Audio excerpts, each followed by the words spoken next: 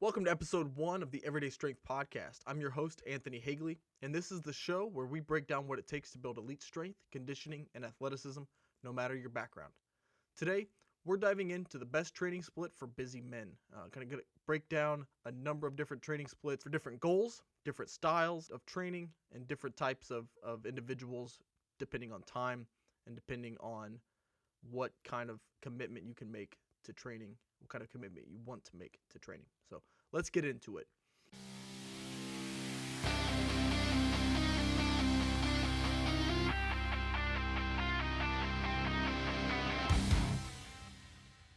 So to kick it off, if you're a busy guy, you've got a career, a million different responsibilities that you have to tend to every single day, every single week, every single month. You may not have enough time to train the way that you want. You may not have enough time to train the way that you are programmed to do so. But that doesn't mean that you can't still get strong, jacked, and athletic with the right approach. Right? We're not all elite athletes. We're not all pro athletes who are paid to train, paid to work out. But that doesn't mean that we still can't get results. So I want to kind of break down the traditional bro split, the push-pull legs, and why that doesn't work well for most men. And then by the end of this episode, I'll hope that you guys have a simple but effective training split that maximizes your results in as little time as possible. So let's kind of get started with traditional bro splits. The bodybuilder single body part 1 day a week type of split. And most guys, this type of split is not ideal. There's a number of reasons that it's not ideal from a physiological perspective, but then also from a timing perspective, from a progression perspective. One big aspect is if you're busy, we just discussed it, you have a million responsibilities, you may miss workouts. And potentially missing one workout could throw off the entire plan. Especially if that one workout is consistently the same day every week. If you have it programmed to train legs on Saturday with your buddies, but there's a football game this week, and then next week there's a birthday party to go to, and then the week after that there's a travel trip coming up, right? That's just not ideal. There's a number of reasons, and now all of a sudden you haven't trained legs in 3 weeks or longer, and it just becomes almost impossible to get results when you're not consistently training. And we'll kind of discuss consistency, but that is one of the biggest problems with the traditional bro split. Another issue from a physiological perspective is if you are natural, you're most likely not going to get the stimulus that you need by just training each body part 1 day a week. I would say at a minimum, you need 2 days a week of training each body part in order to maximize muscle protein synthesis. And so that's another area where traditional splits miss the mark. With full body training or with lower splits, those are far more lower upper splits. Those are far more effective for most busy men than doing a body part bodybuilder bro split. Now, I want to kind of get into a number of different split styles and how these can kind of relate to different goals. And goals do not have to just be, what are you trying to do? Are you trying to build muscle? Are you trying to build strength? Are you trying to become better at conditioning? But they can also be, how much time can you commit to training each week? If you can only commit 3 days a week, how can we optimize our time to only train 3 days a week? How can we best structure our week to only train 3 days a week? So if you can only train 2, 3, or 4 days a week, here's how I would structure it. Let's say you have 2 days per week that you can allocate to training. This is the absolute minimalist approach. Does not mean that you cannot still see results. It is going to be harder to do so, but it can still be done, and we can program this correctly to allow you to still see strength gains, muscle gains, and those types of things. So, kind of the first example, I would do full body split workouts on both days. I would have 1 day where it is a strength focused day and another day where it is a hypertrophy focused day, along with some dynamic effort movements to keep you athletic, because again, that's super critical. On day one, in this example, right, we could do a squat, a press, upper body press, a upper body row, and some carries. And there we're hitting basically all the main muscle groups, right? We're hitting our quads and hamstrings with the squat. We're hitting our chest, triceps, and shoulders with the presses. We're hitting our back with the rows, and we're hitting core and grip strength with the carries. Now on day 2, we could split that up to where we do deadlifts, a pull, a lunge, and a core exercise. Now we're getting full body strength. We're getting a hip hinge, or we're getting some type of row, or even we can even do like a chin up on this day, some type of pull up to develop the back musculature. We're hitting single leg work with the lunge, and then we're hitting our core there at the end. Again, that could be through carries, that could be through leg raises, that could be through planks, however we want to kind of program that. And I don't really want to get into the weeds on what exercise to do necessarily, but if we just kind of structure it around those movements on those 2 days, for guys who can't commit to more but want to still maintain strength and muscle, that type of split 2 days a week, whether it's Monday, Friday, Tuesday, Wednesday, whatever you can do, that will certainly help you to develop strength and muscle. Now, if you can stretch that one extra day, so if you can do 3 days a week, this one is probably the most common that I would program, and this is very balanced. It's very efficient, and I would use one of 2 options here. So the first option is we could go a full body training 3 days a week. So we could hit our squats. So we could hit legs 3 days a week. We could hit bench press 3 days a week. We could hit back 3 days a week. We could hit core 3 days a week. And that works very, very well. It's still effective. This one I would use more so for kind of someone who is less inclined to develop performance, but still wants to have pretty good strength and pretty good muscle mass. Now, option 2 is what I use a lot with more of the athletic populations, and it's more of a hybrid split where we use lower body, upper body, and full body. And that first lower body day would generally be a strength focused. Same thing with the upper body day, that would be a strength focused. And then on the full body day, now we're going to add dynamic effort. We're going to add repetition effort movements to really kind of round out that performance aspect of those programs. So again, kind of an example how we would break this down. On Mondays, we can squat, bench, row, and use core movements. On Wednesday, I would bench press, overhead press, do some pull-ups and carries. And then on Friday, now we're talking about maybe doing a deadlift with dynamic effort, speed. Maybe we're doing a rotational landmine press for speed, for power. Maybe we're doing some conditioning during these sessions. But that's ultimately how I would program using the hybrid split. I love the hybrid split. I use that for my hybrid training programs for those who want to develop elite muscle and strength, who want to look like they're muscular, but then who also want to have incredible conditioning. Reason that works really well is they're training in the gym with weights 3 days a week, but also I usually will program 3 or 4 days per week of conditioning. So now we're talking a little bit more running. Now we're talking some zone 2 conditioning sessions. And so I'm a huge fan of 3 days a week hybrid split. I'm also a huge fan of 3 days a week full body. But ultimately, kind of whichever you choose is if you want a little bit more of the performance side, if you want to use some more involved methods, I would lean towards the hybrid split, just personally. And I kind of call this the conjugate condensed method that's been popularized by strength conditioning coach Phil Daru. And it kind of follows a very similar paradigm to that lower body, upper body, and full body day. Still using the conjugate method of max effort movements, dynamic effort movements, and repetition effort movements, but splitting it up a little bit differently. Now, 4 days per week is my optimal for building strength and muscle mass. This is what I use personally 90% of the year. This is what our peak performance training program uses because it allows for an upper lower split, and it allows us to use the conjugate method very well. So on Mondays are always kind of our max effort lower body day. Wednesdays are our max effort upper body day.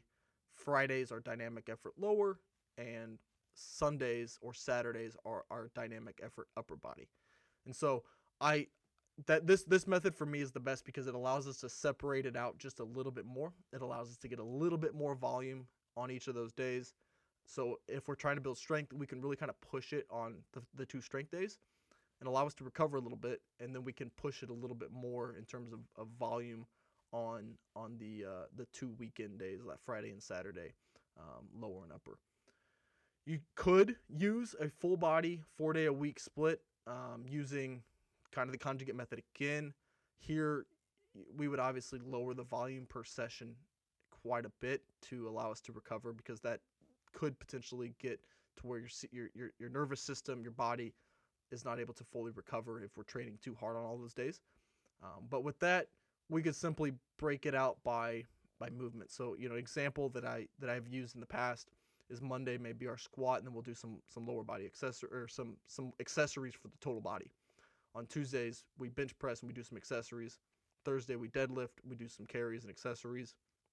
And then on Friday, we do overhead pressing and rowing, along with some accessories. And so this one, I'm not as big of a fan of using very frequently, because most people who I train like to train heavy and like to add a little bit of volume. So it's not the best. But this one does work very well for those who just want to get some movement in, and aren't necessarily focused on performance to the same degree. So this, obviously, the 4-day per week split is best for guys who are trying to maximize their results without overcommitting to long gym sessions. Now, how do you make whichever split you choose work and fit inside of a busy schedule? Okay, number of different time-saving tips, and there's also a good reason behind several of these, right? That they're effective tips here. So keeping your workouts under 60 minutes first and foremost. If you've got a busy day, you do not need to be spending 90 minutes to 2 hours in the gym. It's not needed. It's actually probably counterproductive.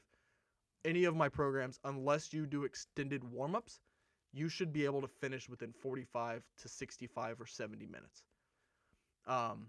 Even then, that 75, 60-minute range you could get it done in 60 minutes. If you're taking longer than 60 minutes, you're resting too long, most likely. Another one is focus on using compound movements. These are going to be the best bang for the buck. They're going to rely heavily on multiple muscle groups. So if we're squatting, right, we're not just hitting the quads. We're hitting the hamstrings. We're hitting the glutes. We're hitting the low back. Number of things that we're using. And by doing that, we now have to do fewer accessories that just add time, right? Every time that we add an accessory. So if we're hitting 2, 3, 4 leg accessories, you're doing at least 3 sets. It's going to take you about a minute to finish each of those sets. You're going to rest a minute in between each set. I mean, now we're exponentially increasing the duration of our workout session. So keep those training sessions under 60 minutes and use compound movements, and you're going to save a lot of time. Another good tip, and you all kind of know this, but using supersets and circuits do save a lot of time as well.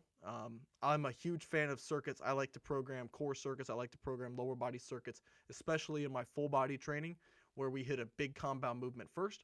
And up next, we're going to do, a 4 exercise circuit to really kind of hit all body parts. And while the legs are recovering from one movement, the upper body's working. While the upper body's recovering from another movement, we're going to use a sled push to kind of use different muscles that now can work because the others are recovering. So using circuits are great. Supersets are also great. I mean, anytime that I train arms, I'll be honest, I'm probably doing a superset personally, because while my biceps are resting, I can go train triceps. So supersets are huge. I like to do antagonist body parts, but you can also use agonist body parts, so ones that are working the same muscle. It just kind of works different things. A lot of times whenever I'm using pushing movements, so like bench press or overhead press, I'll superset with some type of exercise to train the upper back or the rotator cuffs, because you're resting during that time. So why not hit a muscle that strengthening it just a little bit could have potential huge outcomes over the long term. So, and then lastly with these tips is prioritize your consistency over the intensity. A decent 3-day split is far better than a perfect 6-day plan whenever you can't stick to that plan. Okay, so be consistent. Don't go outside of your bounds. If you only have 3 days a week to plan, then train on those 3 days and make it a habit. Be consistent with it, and you're going to see much better results long term than having a 6-day plan and you miss half the workouts every single week. One of the biggest mistakes that I see is skipping workouts because you don't have time. You don't need to train for 2 hours, 30, 45 minutes. If you've got it, that's plenty. If you've got an hour, that's even better. If you've got 75 minutes, like I said, you're training too hard. So how I like to program, I like to keep my sessions short. I use effective workouts, and that is going to be the biggest game changer for busy professionals, busy dads, the everyday athlete, in terms of getting into the gym and being able to see results. Now, how do we kind of sample this based off of a week of real life commitments? Okay, you've got a 9 to 5, you have kids, you've got to get things done around the house. When do you train? Okay, some of the best options here are early mornings. Before the kids wake up, before you get into work, getting up early, getting the workout done, you don't have to think about it the rest of the day. It's a non-negotiable at that point. You've already done it. You don't have to worry about it. I love early mornings. I train most days of the year in the morning before I go into work because it's done. I don't have to worry about it the rest of the day. If you are someone who has a gym near your work, maybe you have a gym in your work if you're really lucky, or maybe you work from home and you've got a home gym, right? You can certainly work out during your lunch break. A lot of times, especially in the spring, summer, and fall, I'll take walks during my lunch break. I'll get in an extra 1,000 steps here or there, and it just moves the needle just a little bit. Now, I'm not talking about resistance training during those lunch breaks, but if you have the time, you can certainly train during the lunch break. And then the last ditch resort is the evening. You get home from work, you've had dinner, you go and train. Obviously, if you've got to train in the evenings, then do it. I would rather you do this and be able to work out 3 days a week than say, I'm done with dinner, I want to sit down, I want to watch the game, or I want to watch TV. No, I'm not going to train. So I would rather you still work out if you can't work out early mornings in the lunch hours or in the afternoons. But if you've got to work out in the evening, make sure you're still prioritizing your sleep. So we may need to scale back on the pre-workout. We may need to do a more involved cool down to allow your body to start to recover, to slow things down, to slow your heart rate down, to slow your breathing down. Make sure that you are still getting good quality sleep, because if we're training hard, we've got to recover. If we're not recovering, we're not going to see progress. Now, a great example is I have a client who they successfully train 3 days a week. They do it at 5 a.m. and they're still making progress. Now, they're getting about 7 hours of sleep, 6.5 hours of sleep a night. It might not be enough, but they're sacrificing that little extra bit of sleep in order to make sure that they're training in the gym. And then the other 4 days of the week, they're sleeping in. They're getting their sleep those other nights. Now, do I recommend this method? If they can train and they're still feeling good, they're still recovering well, their strength is still going up, their muscle is still going up, then certainly this works. If you have to wake up at 4:30 and you went to bed at midnight, I would say let's not train in the morning. Let's find a time later on in the day to where we can train. So just to kind of wrap this up, to recap here, more training is not always better. Just because you think that you have 6 days a week does not mean that you need to train all 6 days of that week. Look at your schedule, find out when you can make commitment, and at least get in the sessions that you have programmed, right? I write programs that are 3 days a week, and I write other programs that are 4 days a week. If you stick with a 3 day a week resistance training schedule and maybe your 4th or 5th day open up, now's a great time to add in some conditioning work. Okay, maybe we've got all of our workouts done on Monday, Wednesday, and Friday, and you say Thursday afternoon, I've got an extra hour here. I could go work out right now and do my Friday workout. You could certainly do that, but maybe you could go and ride the bike for an hour. Maybe you could go, or for a half hour. Maybe you could go and do a conditioning session that's programmed in one of my programs because you've got that extra time. That would be kind of the next best case scenario for this. So what I encourage you to do though is make sure that you pick the split that fits your lifestyle and commit to it. Commit to it for at least 12 weeks, 16 weeks if you can. Allow yourself to be consistent with this and see it to the end. If you get to that 12 weeks and you're struggling to hit all the workouts every day of the week that you have programmed, then now's the time to kind of reconsider, reevaluate, cut back. Maybe you're training 4 days and you just don't have the time, and now we need to go to a 3-day split, or now we need to go to a 2-day split. We can certainly do that, but try to commit to it for a set amount of time, just because that's what goal building is all about. So, last thing here, if you do need done-for-you training that fits your busy life, I encourage you to check out my Peak 3X program at HagleyStrength.com. You can shoot me a DM on Instagram if you want a custom recommendation, but my Peak 3X program uses 3 days a week of that upper, lower, full body split, and it works great. We also include some conditioning days in there if you're able to swing it, but that one is the next best. If you can't train 4 days a week, if you want ultimate performance and you want to be athletic and be a true everyday athlete, the Peak 3X program is perfect for that. So that's it for today's episode of the Everyday Strength Podcast. If you got value from this, do me a favor, subscribe, leave a review, and share it with someone who would benefit. And if you want more insights, exclusive training tips, and in-depth breakdowns of the latest research and strength conditioning, join my Performance Edge newsletter. It's my free weekly email where I cut through the noise and I break down what actually works in training, nutrition, and performance. You can sign up for that at HagleyStrength.com. I thank you all for listening, and I will catch you next time.